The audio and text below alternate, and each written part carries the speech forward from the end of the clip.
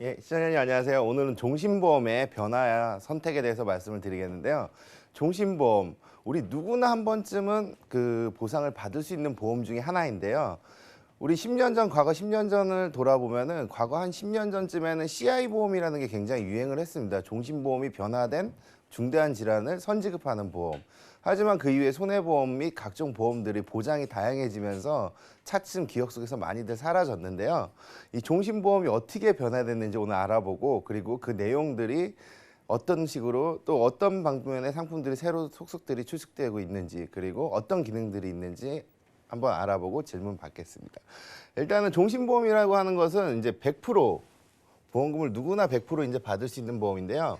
그 100% 지급을 하겠죠. 사람이 살다 보면 언젠가 여명이라는 기간에 지나게 되면은 사망을 하게 되고, 뭐 특별한 사유가 없을 경우 뭐 자살도 당연히 보험금은 지급이 됩니다. 사망 시기 원인과 관계없이 보험금을 100% 지급하는 보험이죠. 생명과 관련된 보험. 종신보험은 일반 종신보험과 변액 종신보험, 변액 유니버설 종신보험, 그리고 요즘 최근에 유행하는 저해지, 해지환급 미보증, 무해지환급금이라고 하죠. 이런 종신보험들이 다양하게 있는데요. 이 종신보험의 종류에 대해서 한번 알아보겠습니다.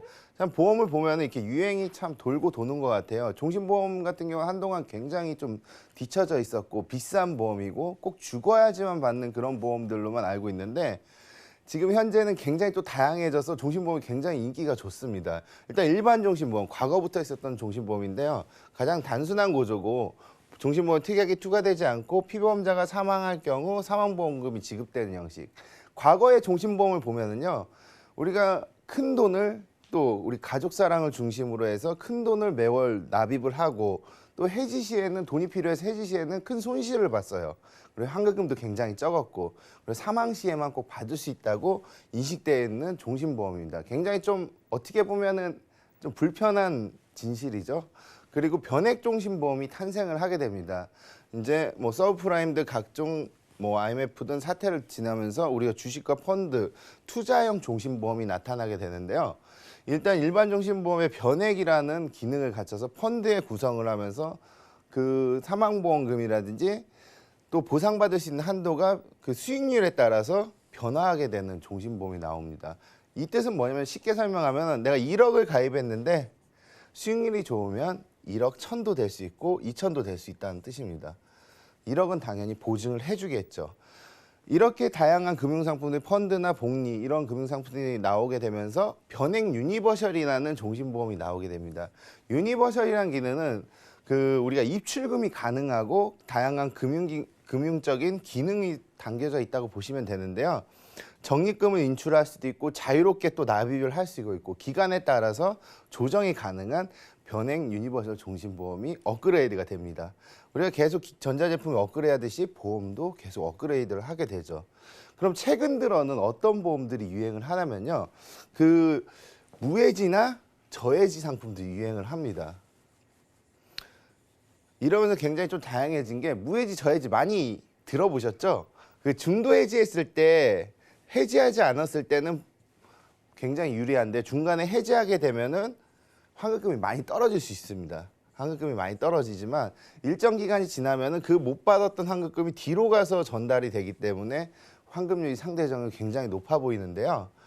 저해지 환급형은 보험료 납입 기간에 해지 환급금이 없지만 표준형보다 훨씬 저렴합니다. 한 20%에서 30% 정도까지도 최대 저렴한데요. 해지환급금 미보증형이 있습니다. 이거는 무해지라고 하시는데 무해지는 거의 해지환급금이 납기 내에는 없고 납기 지나면 있고, 저해지나 무해지는 25% 또는 50%, 70% 이렇게 환급률을 좀 조절해가지고 나중에 보험료는 낮추고 환급금은 뒤에 가서 높아지는 형태로 되어 있습니다. 요즘 무해지랑 저해지가 나오면서 환급률이 굉장히 좀 높아져서 과거에 이제 우리 현재 저축보험 같은 건 잘 판매가 되고 있지 않는데 그 금리의 영향이 굉장히 크거든요. 무해지나 저해지, 뭐 보험사 당연히 상품들이 보증이율이나 공시율이 굉장히 높습니다. 그렇기 때문에 해지환급금이 높아서 저축보다도 많은 해지환급금을 띄는 경우들이 굉장히 많이 나타나고 있는데요. 이렇게 된다는 뜻은 사망도 보장을 받고 나중에 해지를 해도 보장을 받을 수 있는 그런 일거양득의 혜택을 받을 수 있는 보험들로 재탄생하게 되었습니다. 이렇게 최근 들어 무해지나 저해지 상품들이 굉장히 유행을 하고 있는데요. 이런 상품들의 구성이 어떻게 되어 있는지 한번 보겠습니다. 일단 종신보험들은 유태인들의 부의 비결이라고 이렇게 들어보셨는지 모르겠는데, 유태인들은 그 대대손손 한 100억 정도를 우리 손자를 위해서 물려주고 보험을 굉장히 잘 활용합니다. 유태인들이 전 세계의 경제 1%를 상위 1%를 갖고 있는 유태인들이 이 부의 비결, 대를 이어서 이 종신보험을 통해서 상속세나 증여 또는 부를 계속해서 이전하는 형태로 계속해서 크게 잘 가지고들 있고 있는 걸로 유명한데요. 특히나 우리나라에서 강남의 부자들이 좋아하는 건 보험이라고 합니다. 그 이유는 뭐냐면요.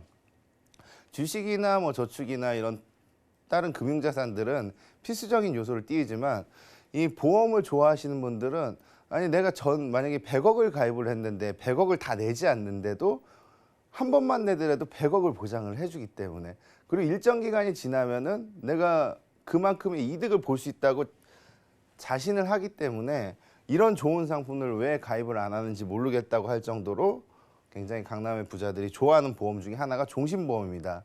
다른 암보험이나 이런 진단보다도 종신보험을 굉장히 좋아하는데요. 그거는 큰 돈을 받을 수도 있지만 그 돈으로 각종 상속이나 증여 이런 부분을 해결할 수가 있기 때문에 강남의 부자들이 굉장히 보험을 좋아합니다. 왜냐하면은 1회만 내더라도 정해진 보험을 정해진 보장을 보장해주기 때문입니다. 종신보험은 말 그대로 자산의 방어를 할 수 있는 중요한 수단이 되는데요.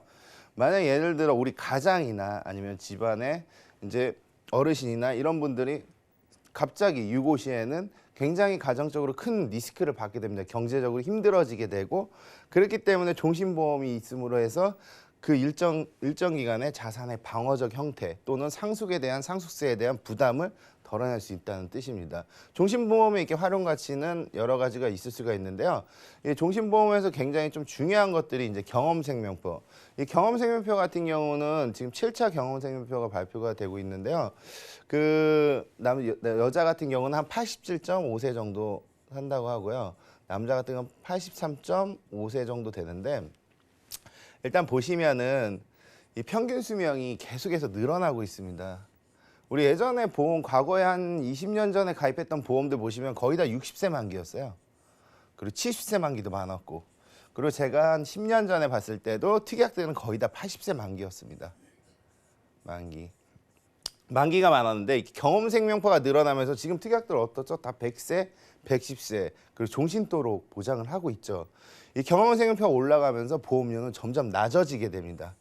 왜 그러냐면요. 종신보험 같은 경우는 사람이 빨리빨리 죽게 되면은 보험료를 많이 지급해야 되잖아요, 보험회사가. 근데 사람이 오래 살면은 그 지급할 수 있는 재원들을 오랜 기간 축적할 수 있기 때문에 경험생명표가 늘어날수록 종신보험은 저렴해지게 됩니다.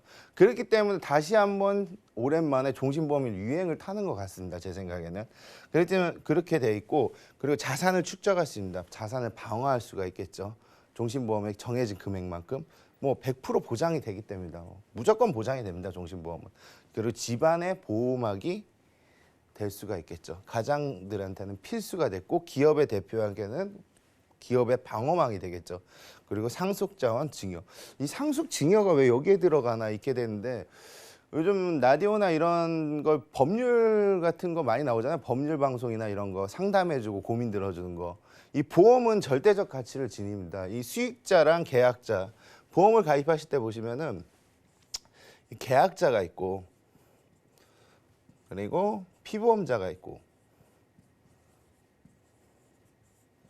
그리고 수익자가 있습니다.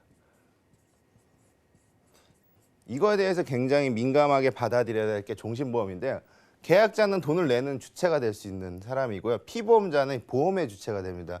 수익자는 당연히 보험금을 받아가는 사람이겠죠. 이 계약자, 수익자, 우리 대부분 어떻게 가입하시죠? 김성중이 가입한다 하면은 김성중 이렇게 혼자들 대부분 본인이 가입하고 본인이 타는 형태로 되어 있잖아요. 근데 사망 시에는 달라질 수가 있어요. 이 상속 재산이 왜 중요하냐면요. 만약에 우리가 재산이 한 30억 이상이 있다고 가정을 하면은 상속세로만 50%를 공제합니다. 배우자, 자녀 공제, 기본 공제, 기타 공제 다 제거하고 50%면은 6개월 안에 15억이라는 돈을 현찰로 국세청에다 갖다 내야 됩니다. 그렇기 때문에 15억이 준비되어 있지 않으면 내가 갖고 있는 집도 팔아야 되고 금융자산도 처분해야 되고 각종 부동산도 다 처분해야 되는 굉장히 큰 리스크를 갖게 되는데요. 대표적인 뭐 기업 사례도 굉장히 많습니다. 그렇기 때문에 계약자 같은 경우는 수익자 같은 건 어떻게 지정하느냐는 굉장히 다른데요. 수익자를 누구로 지정하냐에 따라서 상속재산에 포함이 될 수도 있고 안 될 수도 있습니다. 그리고 계약자를 또 누구로 지정하냐에 따라 수익자를 누구로 지정하냐에 따라 이 상속에 대해서 굉장히 큰 영향을 미치는데요. 이 계약자 같은 경우는 좀 더 쉽게 얘기하면 이 계약자가 만약에 예를 들어서 부모님 먼저 자녀가 가입을 시켜주고 부모님이 피보험자고 자녀가 수익자다. 이렇게 돼 있으면은 돈은 형식적으로 자녀가 내게끔 만들어집니다. 그리고 피보험자는 아버지가 가입을 했겠지만 돈은 자녀가 냅니다. 수익자를 자녀로 했을 경우에는 어떤 상속이나 파산이 아버님이 돌아가시면서 파산이나 상속 이런 거 전혀 관계없이 바로 자녀의 고유재산으로 명칭이 됩니다. 이게 절대적 자산가치 법률적으로 정해져 있는 거고요. 만약에 아버지가 계약자이고 그리고 자녀로 수익자로 하게 되면은 일단은 이것도 절대적인 자산 가치를 띄우지만 일부 납입보험료에 대해서는 금융자산으로 상속을 잡을 수 있습니다. 하기 때문에 이 수익자 지정이나 계약자 지정은 그 자신의 금융 상황에 맞게끔 지정을 하는 게 굉장히 중요하겠죠. 물론 법인이나 기업도 마찬가지입니다. 그래서 이런 부분들은 상황에 따라 틀릴 수가 있기 때문에 계약자 수익자를 어떻게 지정하냐에 따라서 상속을 포기하더라도 보험만은 가지고 올 수 있는 그런 제도를 만들 수 있기 때문에 이런 수익자 지정은 굉장히 좀 중요하다고 할 수 있습니다. 종신보험에서. 종신보험 최대 20억까지 가입한 뭐 종신보험 사실 200억까지도 가입 가능합니다. 제가 보신 분 중에 200억도 가입하신 분을 봤는데요. 200억을 가입한 계기가 어떻게 되냐면 뭐 굉장히 저한테 먼 얘기가 될 수는 있겠지만 이 얘기가 좀 가까워졌으면 좋겠습니다. 200억을 준비하시는 부분이 어떤 부분이 있었냐면 예전에 그 해운대에 그 달맞이 고개에 아파트들이 딱 있는데 이 아파트를 굉장히 많이 소유하신 그 의사 선생님이 계셨는데요. 이분이 파주에 땅을 이만큼 팔았는데 상속세 그 부동산 그 거래세가 거의 한 굉장히 많이 나왔다고 합니다. 한 몇천만 원 가까이 나왔는데 이 땅 조금 팔았는데 세금이 너무 많이 나와서 만약에 내가 죽게 되면은 가족도 별로 없는 딸 한 명 계신데 이걸 어떻게 세금을 다 내야 되나 해서 그 금융상품을 다 찾다가 종신보험을 결국은 보험회사 가서 상담을 받았는데요. 이 10군데 예전에는 가입 한도가 적었기 때문에 이렇게 200억씩 한 회사에 들 수가 없었습니다. 20억씩도 당연히 힘들었고요. 근데 200억을 10군데 회사에 쪼개가지고 이렇게 가입을 한 경험이 있었는데요. 여기 보시면은 200억도 이렇게 만들기 힘들었지만 20억, 당연히 20억 더 좋아졌는데 이게 20억이 유병자들이 20억까지 가입이 가능하다는 뜻입니다. 유병자. 유병자가 20억까지 가입이 가능하십니다. 우리 유병자 아시죠? 현재 병을 갖고 계신 분. 3년 이내에, 3개월 이내에 의사 추가 수견 얹고 2년 이내에 입원 수술 얹고 5년 이내에 암 없으면 다 가입하는 유병자 보험, 325 보험. 그 한도가 20억까지도 가능하다는 얘기는 굉장히 보험회사가 폭을 넓게 잡은 겁니다. 유병자도 20억까지 가능한데요. 근데 환급률도 제가 아까 무해지나 저해지 때문에 환급률이 높아졌다고 했잖아요. 납기 내에 거의 100%를 가져갑니다. 이 얘기는 무슨 얘기냐면요. 내가 혹시라도 20억이나 2억이나 2천만 원을 가입을 했어요.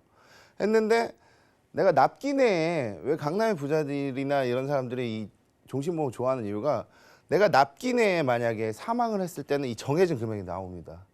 내가 보험료를 1,000만 원을 냈던 2천만 원을 냈던 20억이 무조건 지급이 됩니다. 그런데 내가 나중에 종신보험이 필요 없게 됐어. 근데 예전에 환급률이 굉장히 떨어졌죠, 종신보험이. 근데 100%가 넘게 됩니다, 환급률이. 굉장히 높아졌죠. 그리고 가입한 돈 20억까지도 가능합니다. 그리고 나이 또한 75세까지도 가입이 가능합니다. 우리 아버님, 어머님들 그 상속세나 아니면 증여 또 자녀한테 뭔가 물려주고 싶을 때 아니면 가족분들이 우리 부모님이 굉장히 많은 질병들로 인해 가지고 고생하셨는데 보험을 못 들었다. 그래도 종신보험을 뭐 우리 상조보험 같은 경우는 사실 돈을 더 내야 되잖아요, 나중에는. 종신보험은 내가 100만 원만 내더라도 1000만 원을 정해놨다면 1000만 원 그냥 나옵니다. 1억을 정해놨다 하더라도 1억이 그냥 나옵니다. 그렇기 때문에 종신보험 굉장히 활용도 높게 평가할 수가 있겠고요. 이 비교를 한번 해봤어요. 이 간편하고 일반 종신보험 저해지를 비교해봤는데요. 이 특징은 5년 납이 가능합니다. 5년 납도. 납기가 짧다는 거는 굉장히 빠른 시간 내에 완납을 하고 또 해지환급금이나 보장을 크게 가져갈 수 있겠죠. 납기를 짧게 가져갈 수 있습니다. 긴 거 우리 20년, 10년, 30년 안에도 5년 납부터 가능하고요. 2년 후에는 유니버셜 입출금이 가능합니다. 내가 돈 필요하면은 빼쓰고 넣고 할 수 있다는 얘기죠. 그리고 내가 돈이 좀 없다면 최저보험료로 보험을 유지할 수가 있습니다. 그리고 간편 같은 경우는 7,000 이상 가입 시에는 100% 이상